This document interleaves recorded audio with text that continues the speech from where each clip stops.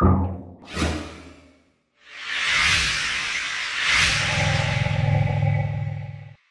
un anónimo, en la palabra de Dios se nos enseña que solamente debemos adorar a nuestro Dios, fuera de él a nadie más.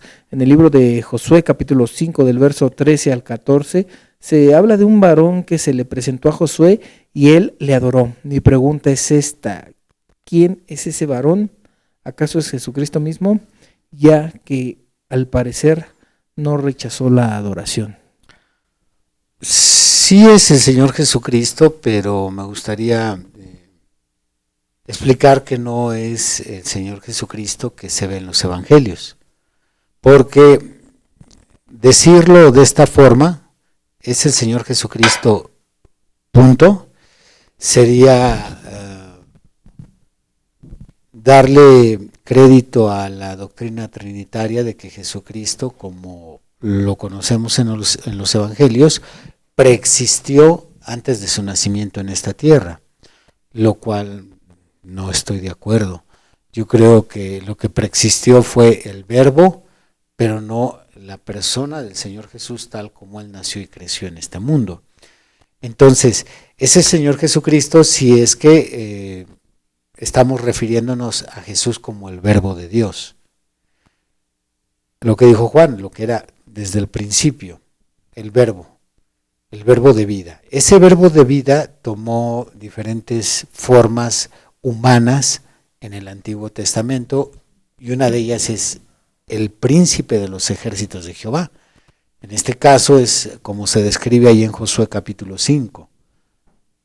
No, sino como príncipe de los ejércitos de Jehová he venido.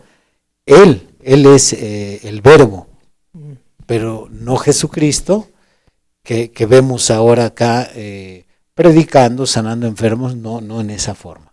Entonces, el Verbo tomó lo que llamamos teológicamente una teofanía, un cuerpo momentáneo. En ese momento aparece como príncipe.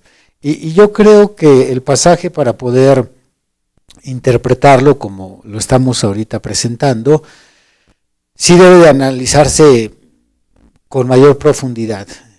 ¿Por qué razón solamente ante estas palabras que declara ahí el personaje que aparece ahí fue suficiente para que Josué se postrara?